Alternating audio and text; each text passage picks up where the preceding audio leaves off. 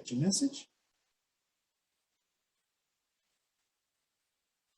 Welcome everyone to the Center for Student Involvement Fall Focus Meeting for Student Leader Updates. We are all here. Oh, thank you for putting that. It's RC, not AC, Rod, I'm sorry. I'll put it in the chat after I'm done with the introduction. So we're going to spend the time from the Center for Student Involvement to prepare for onboarding our return for the fall 2021.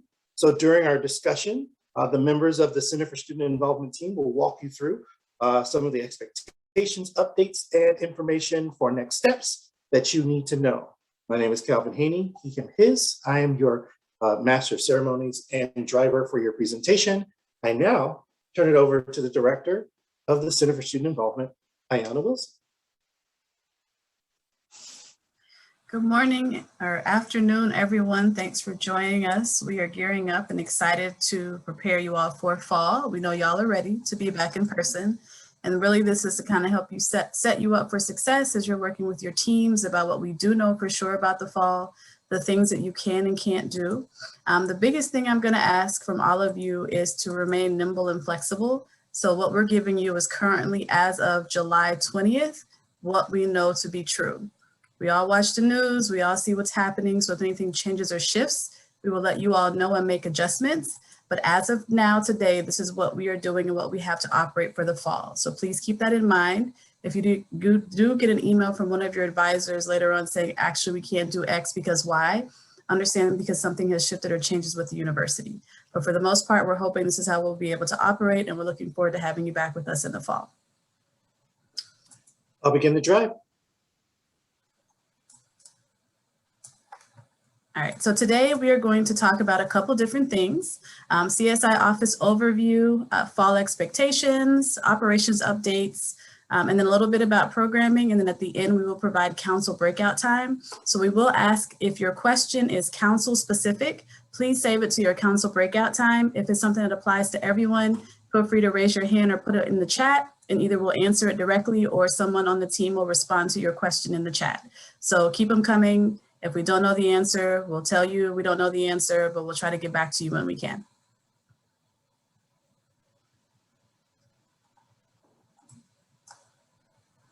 All right, so we have had a couple changes this year with CSI structure, and we want to make sure everyone's aware of who the advisors and points of contacts are. But this is a basic overview of who we are and what we do. Primarily the advisors, we manage procedure guidelines, advising support, event management, and registration. And underneath those things, you can see finance, org advising, recognition, programming, and relationship building. If you ever have questions about any of these things, please email us directly, your advisor. We also have the general student involvement email, which provides support and send you in the right direction. On the right, you see our student cohorts. This is also something for you all to keep in mind as you're thinking about collaborating with other councils and leadership during the fall semester, but this is who we are.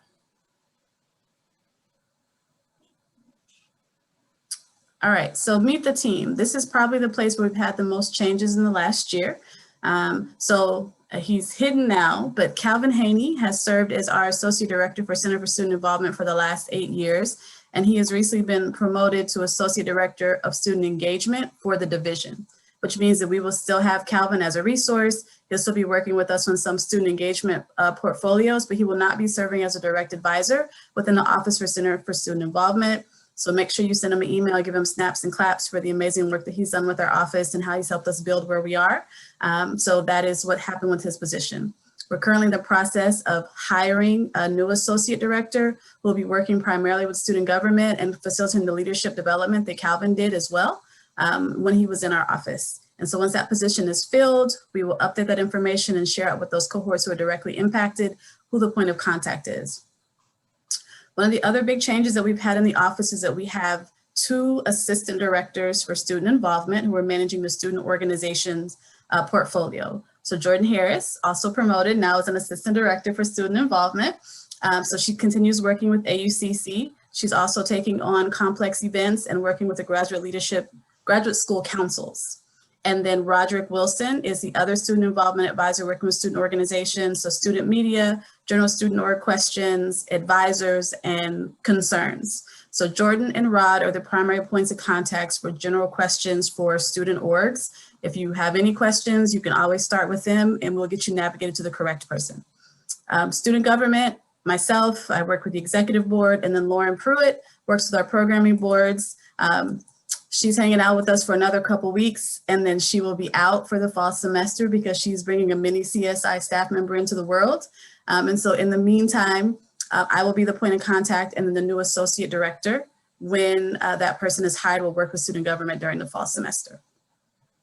Finance team, we have Luz Patterson and Ebony.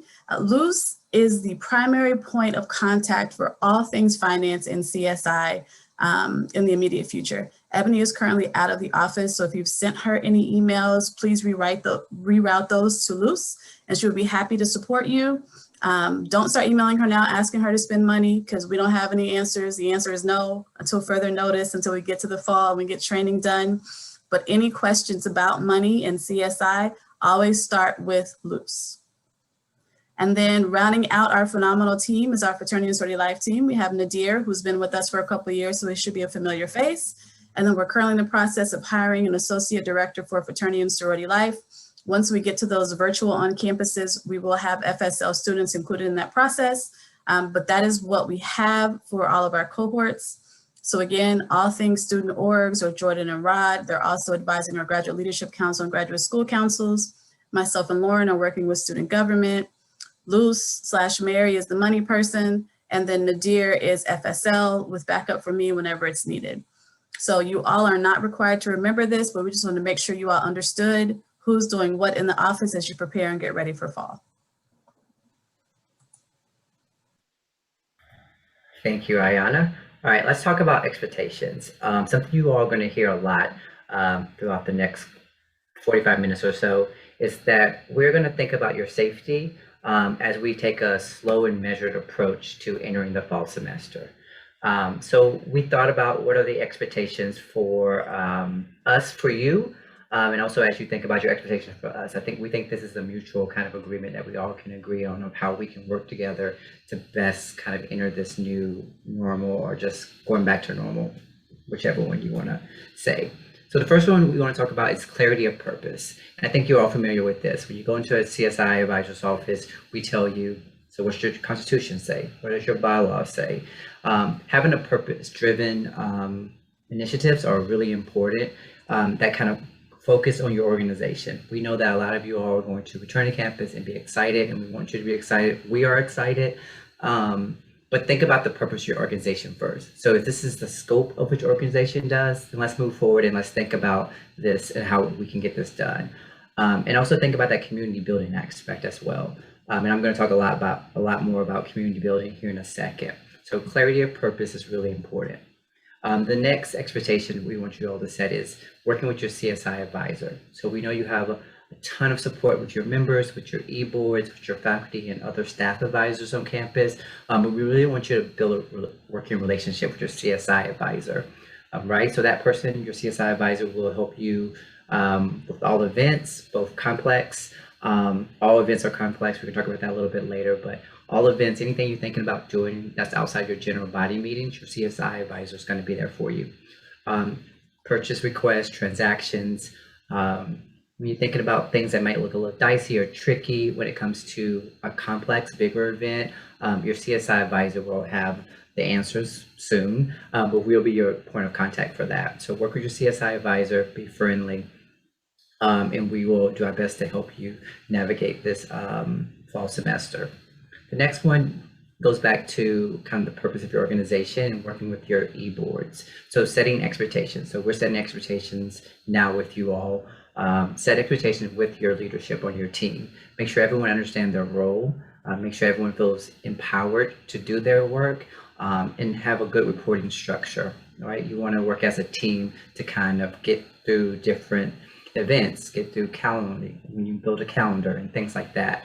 And ask questions, really important. Ask questions to your advisors, ask questions to your e-board as you move forward.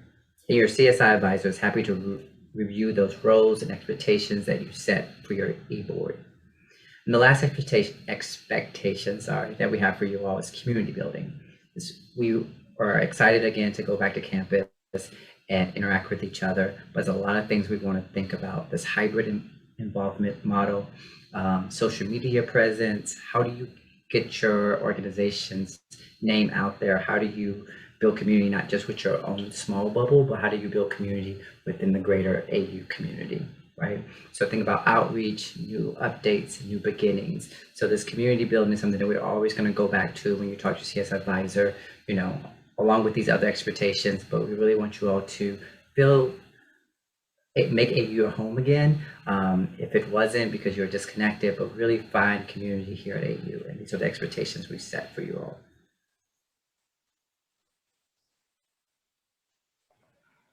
Awesome. Can everyone hear me okay? Headphones in. Yes. Wonderful. Okay, so the question you all want the answer to, can we program on campus? Yes, clubs will be able to program and have events on campus. Before I dive into this, I kind of want to get a feel of who's in the room. And so if you're a new leader or you're new to being on the executive board, feel free to put a hand clap reaction or a heart reaction, just so I can kind of get a glimpse. Okay. Okay. And then if you are a returning leader, go ahead and put a reaction. Okay. So it's a good mix of both, which is wonderful.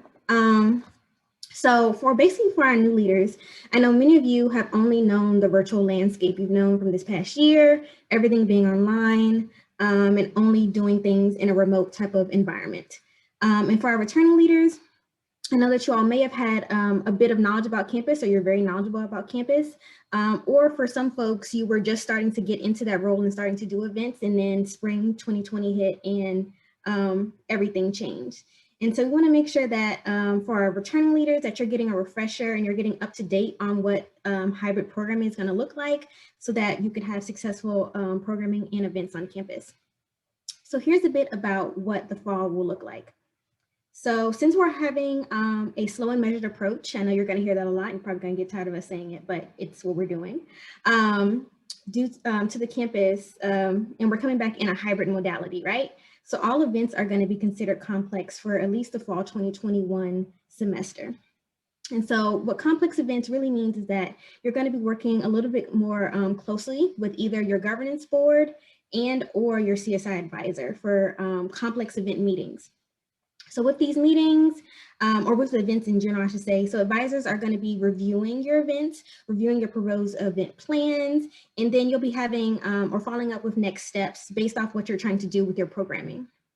And so with these complex event meetings, it's really going to be between you and your CSI advisor to talk about your event planning, your logistics, and also making sure that you're meeting all of our CSI guidelines and policies that have been updated to fit with the hybrid modality that we're going into. And then also all complex events are going to be following a 5-week timeline for all events. And so also I want to dive into this event criteria that we have had in the past, but it also is continuing over for the fall semester of what is a complex event or what contains it. So any event that includes one or more of the following criteria. So any event that requires contracted services, so that could be having a paid speaker where you're having to do a professional services agreement, or a PSA as we call that. If you're doing an external vendor, so that could be something like you're having a talent show and you want to rent microphones, and the microphones aren't coming from AU, they're coming from some sort of outside entity. That would be an external vendor. That counts as complex. Any events that have food, any events that are held off campus, and then any events that may be considered controversial. And so we define that as an event that is designed to either increase attention, community advocacy, or increase the visibility of an issue, or inspire collective action around a polarizing social position. So say, and this is very outlandish, so don't think about this, but say you try to get Kanye West. Some people love Kanye West, some people despise Kanye West, but that would be something that we would consider controversial because a very polarizing public figure or celebrity. So I know you have questions about this, but we will be sharing much more specific information about programming next month. So look out for any communication from your respective advisor for more details about specific programming for your specific cohort area. And then lastly, we want to mention that for programming related, so general body meetings and executive board meetings will remain virtual for the fall semester. So we ask that you not try to book space for those meetings or not try to get rooms for those meetings. Please continue using whatever platform that you use this past year during our regular virtual time. So whether that be Zoom, Google Meet, FaceTime, please continue using that virtual avenue for general body meetings and for executive board meetings. All right. So also we've gotten a lot of questions about what does involvement fair look like? So we're here to give you some answers for that too. So involvement fair is going to be on September 2nd from 12 to 4 p.m. And this year we're taking a hybrid format for the fall. So with the virtual component, we're going to be doing it just like we've done in the past year. So it will be a virtual fair on the Engage platform for individual clubs to set up their Zoom room and for students to join the Zoom and interact with the clubs that way. And then for our in-person component, we're going to have each of our governance boards out on the quad in their own tent to talk to students and really to drive them to the Engage Fair during the 12 to 4 time period. And so really this is going to be our kickoff event for something new that we're trying for fall, which is very exciting. And it's going to be our involvement month. And so with involvement month, and with the changing with involvement fair, we know y'all are itching to get in front of students to take things back to normal, but we want to make sure that you're getting face-to-face interaction with the AU community, but that you're doing it on a smaller scale than what pre-COVID looked like. So for involvement month, we're going to be doing one of our major programs is going to be basically a student club showcase throughout the entire month of September. And so each day, a small amount of clubs are going to have the chance to table outside on the quad, to engage with students, put a face to a name with your organizations, recruit, and then begin promoting your activities that you're going to be doing in the fall. And so we will communicate more information about logistics, how to register for that next month, but get excited about that, get pumped. That's what we're looking for doing for September. And then also we are hoping that all clubs will be able to participate in our student club showcase. So, and we also have more fun and exciting things for Involvement Month. So I will go ahead and pass it to Lauren to take us on. All right, so part of late night and weekend programming, if you are not already familiar with the Quark app, I suggest that everybody download it. It will be able to, it's basically Engage, but on your phone, and you'll be able to get updates. You can add events directly to your personal phone calendar. And it'll definitely be a good way for a lot of our clubs and organizations to make sure that once you have your event on Engage, that other students can also find them easily and conveniently. So I'm just going to walk through. We're really excited about some of our All-American Welcome events that are going to be happening this fall. So taking you through the schedule a little bit, you will see on here that we have a mix of in-person or virtual events, hybrid events. So we are also kind of experimenting a little bit with that. So August 24th is our first event. It's a grab and go. We're going to have items that are already assembled in kits for students to pick up in MGC 200 from 3 to 5. And then the event itself, the assembly of the kit, the workshop itself will take place over Zoom from 8 to 9 p.m. that night. We are bringing back late night breakfast. There's going to be an in-person pickup and then a virtual element to that as well. That's taking place August 25th. We have another grab and go where we will be creating a DC watercolor map on August 26th. Jazz in the Gardens, I know a big favorite. That one will be taking place outside at the amphitheater. So that one is from 8 to 10 p.m. on Friday, August 27th. We're going to be doing Culture Fest on Sunday, August 29th. That one will be taking place virtually and in person from noon to 4 on the quad. And then fan favorite, Drag Bingo, Tuesday, August 31st. This will be in person in the in-vendor arena. Lots of prizes and your favorite drag queens will be back. And then September 2nd, like Jordan was just saying, is the Fall Involvement Fair. So you will see these on Engage as some of these details are more finalized. And then you'll be able to save them to your calendars.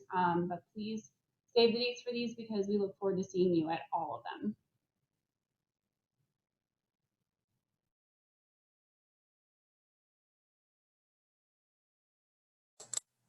Okay, so we are going to send y'all out into breakout rooms in just a short moment, but before we get there, just want to reiterate a couple things as the next steps for y'all. So the first one's going to be confirmation.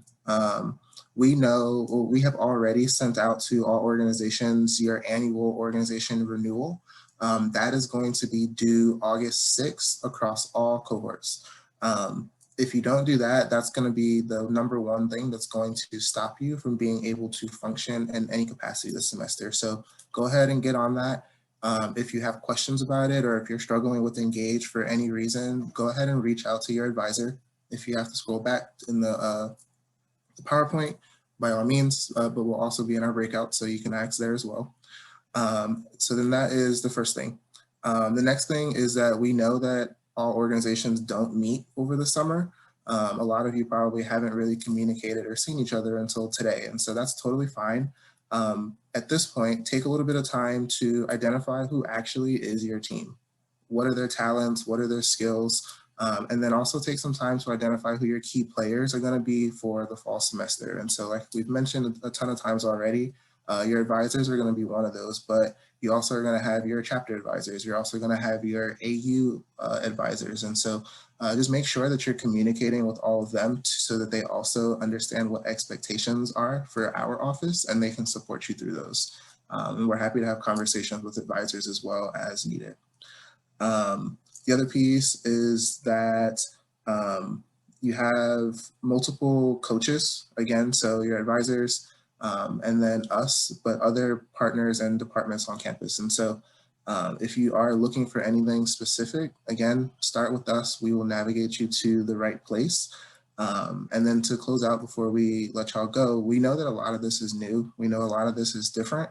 Like everyone has mentioned here, slow and measured is going to be the buzzword for the year.